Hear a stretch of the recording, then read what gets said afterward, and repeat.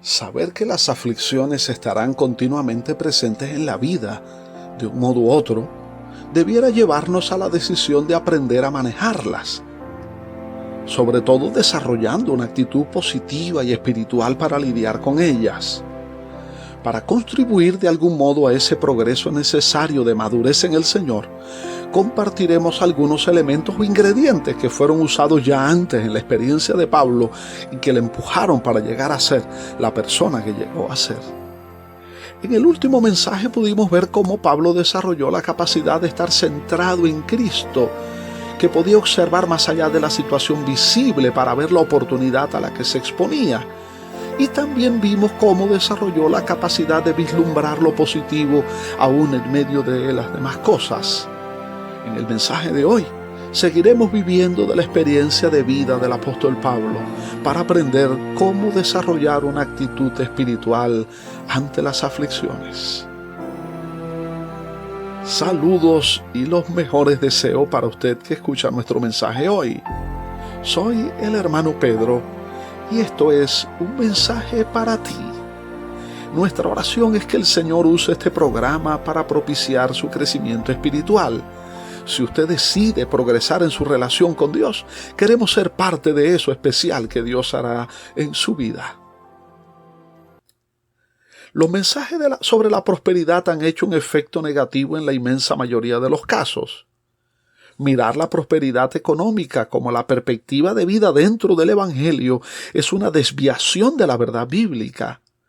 Podemos errar al asumir que estamos aquí para alcanzar una cantidad determinada de dinero o alcanzar determinado éxito según es entendido por el mundo.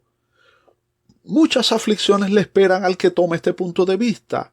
Si usted toma su tiempo, energías y recursos para alcanzar prosperidad económica, quizás se endeude con la vida y con el autor de ella, y a la larga, ese déficit traerá consecuencias que sacudirán su castillo de naipes. Medirse a sí mismo por la prosperidad económica no solo le hará sentirse siempre insatisfecho y en deuda creciente, sino que estará midiéndose por los demás. Nos libraríamos de muchas aflicciones si tomamos el punto de vista bíblico como nuestra referencia de vida. Le invito que a través de la experiencia del apóstol Pablo encontremos otro ingrediente importante para desarrollar una actitud espiritual ante las adversidades. El pasaje bíblico que vamos a tomar nos confronta con dos alternativas coyunturales, radicalmente opuestas una de la otra, y veremos cómo la perspectiva del apóstol Pablo se vuelve una lección vital para nosotros en medio del estilo de vida posmoderno. Me gustaría mucho que usted entrase en aquella celda romana y sienta en su piel la situación del prisionero Pablo y maneje también con él su realidad. Leo Filipenses capítulo 1 versículos 19 al 24. Porque sé que por vuestra oración y la suministración del Espíritu de Jesucristo, esto resultará en mi liberación, conforme a mi anhelo y esperanza de que en nada seré avergonzado, antes bien con toda confianza, como siempre, ahora también será magnificado Cristo en mi cuerpo, o por vida o por muerte. Porque para mí el vivir es Cristo y el morir es ganancia. Mas si el vivir en la carne resulta para mí en beneficio de la obra, no sé entonces qué escoger, porque de ambas cosas estoy puesto en estrecho, teniendo deseos de partir y estar con Cristo, lo cual es muchísimo mejor, pero quedar en la carne es más necesario por causa de vosotros. Fin de la cita. Piense en ello. ¿Qué escribiría usted si esa fuese su disyuntiva? ¿Siente usted la convicción de vida del apóstol Pablo? Para muchos sería difícil escribir porque las lágrimas y el temblor en las manos no le permitirían. Al oír quizás el paso de los soldados romanos en el pasillo, quizás no dormiríamos. ¿Qué causa la diferencia entre Pablo y nosotros? ¿Qué hace que Pablo mire su realidad y experimente tal paz y nos la transmita aún a nosotros hoy? Hay dos ejemplos básicos que me gustaría que usted perciba en el pasaje. Primero que todo, esas situaciones coyunturales de la vida hace que salgan a la luz las convicciones más profundas del corazón. Nos permiten ver la meta definitiva de su existencia. Del mismo modo que las raíces de los árboles son puestas a prueba ante las más severas tormentas. Para Pablo, su existencia giraba sobre esta realidad definitiva, que Cristo fuese magnificado en su vida. Muchas de las sensaciones negativas con las que lidiamos tienen que ver con metas equivocadas de nuestra existencia sobre este mundo. Cuando se vive para sí mismo, nunca se estará plenamente satisfecho. Toda circunstancia, aún menos compleja que la de Pablo, nos afectarán negativamente con demasiada intensidad. El ingrediente al que apelamos aquí en el ejemplo de Pablo es que si queremos desarrollar una actitud positiva y espiritual ante las batallas de la vida, hemos de redefinir nuestra meta vital, hacia dónde estamos yendo hoy, cómo estamos haciendo para llegar. Una meta elevada que nos inspire y nos impele a lo más elevado será fuerza, impulso, más allá de una circunstancia temporal.